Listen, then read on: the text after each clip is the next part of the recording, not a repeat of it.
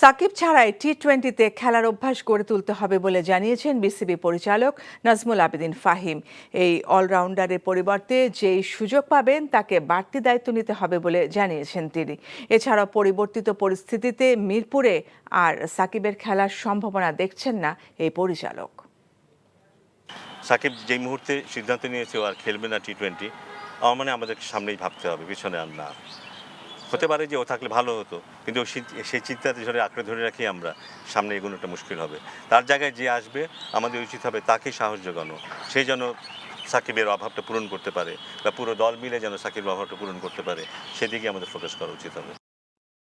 এখন আমার খুব ক্ষুধা লাগছে, আমি খাবো। কি কি রান্না করছো? আসো। দেখো, খুবই ভালো রান্না করছো। আমি তো মাঝে মাঝে চিন্তা করি আমি রান্না কেন করি, তোমারই করা উচিত। হার্ড ওয়ার্ক করুন লাগবো। আমি এই চাকরি করবো না, ছেড়ে দিচ্ছি। আমি প্রেগনেন্ট। একজনের উপার্জন দিয়ে কি এই ঢাকার শহরে একটা ফ্যামিলি চলে?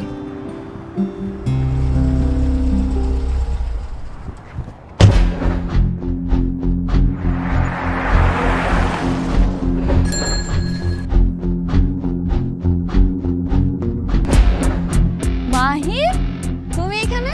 পরিচয় করে দিই, উনি আমার বস। অনেক ভালো করে চিনি। ওর পেটে যে বাচ্চা বড় হচ্ছে ও তোমার না। ওর বেঁচে থাকার কোনো অধিকার নেই। ওকে খুন করো।